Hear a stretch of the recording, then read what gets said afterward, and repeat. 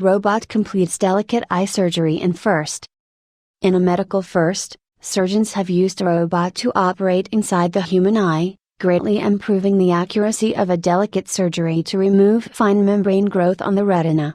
Such growth distorts vision and, if left unchecked, can lead to blindness in the affected eye. Currently, doctors perform this common eye surgery without robots.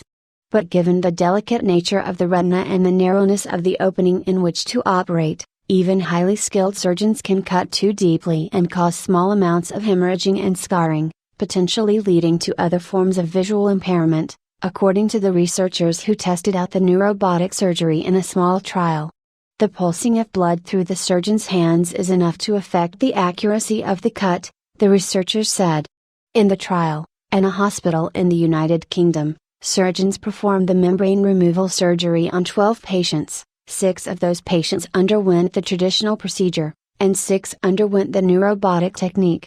Those patients in the robot group experienced significantly fewer hemorrhages and less damage to the retina, the findings showed. The technique is a vision of eye surgery in the future, Dr. Robert T. McLaren, a professor of ophthalmology at the University of Oxford in the United Kingdom, who led the study team and performed some of the surgeries, said in a statement. McLaren presented the results today, May 8, at the annual meeting of the Association for Research in Vision and Ophthalmology, ARVO, happening this week in Baltimore. These are the early stages of a new, powerful technology, said McLaren's colleague Dr. Mark de Smet, an ophthalmologist in the Netherlands who helped design the robot. We have demonstrated safety in a delicate operation. The system can provide high precision, at 10 microns in all 3 primary directions, which is about 10 times more precise than what a surgeon can do, de Smet said. The 3 primary directions are up, down, left, right, and towards the head, towards the feet.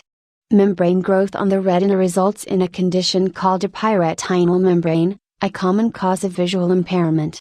The retina is the thin layer at the back of the eye that converts light waves into nerve impulses that the brain then interprets as images.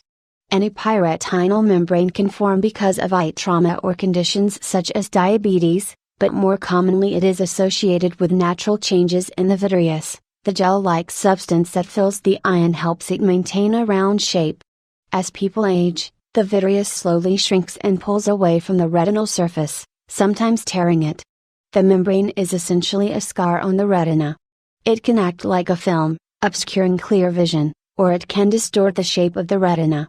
The membrane can form over the macula, a region near the center of the retina that sharply focuses images, a crucial process for reading or seeing fine detail.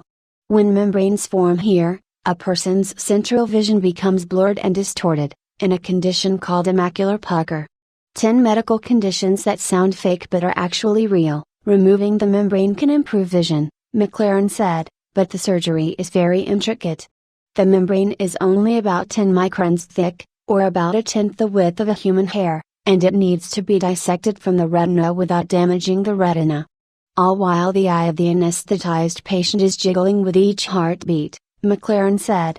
Faced with the need for such precision, de Smet and his Dutch-based group developed a robotic system over the course of about 10 years. Robot-assisted surgery is now commonplace, particularly for the removal of cancerous tumors and diseased tissues, as in the case of hysterectomies and prostatectomies. But it has never been tried on the human eye, given the finer precision needed, the researchers said. De Smet's group had a working model of the robotic system in 2011, devised by de Smet and Martin Steinbusch, an engineering professor at the University of Eindhoven in the Netherlands. They demonstrated the system's utility in 2015 on pigs, which have similar size eyes as humans. McLaren's team first used the system on a human, a 70-year-old priest from Oxford, England, in September 2016. Upon the success of that surgery, McLaren's team conducted a study on 11 more patients in a randomized clinical trial, hoping to measure the robotic system's accuracy compared to the human hand. The robot acts like a mechanical hand with 7 independent motors that can make movements as precise as 1 micron. The robot operates inside the eye through a single hole less than 1 mm in diameter and goes in and out of the eye through this same hole during various steps of the procedure. But the surgeon is in control, using a joystick and touch screen to maneuver the robot hand while monitoring movements through the operating microscope, McLaren explained.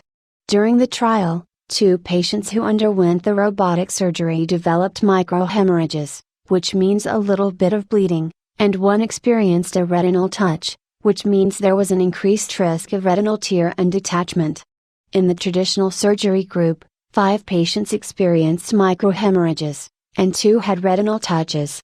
McLaren said the precision offered by the robotic system may enable new surgical procedures that surgeons have dreamed about but figured were too difficult to accomplish. For example, McLaren said he hopes to next use the robotic system to place a fine needle under the retina and inject fluid through it, which could aid in retinal gene therapy, a promising new treatment for blindness. The robotic technology is very exciting, and the ability to operate under the retina safely will represent a huge advance in developing genetic and stem cell treatments for retinal disease, McLaren told Live Science. The surgical system was developed by Precise BV, a Dutch medical robotics firm established at the University of Eindhoven by De Smet and others.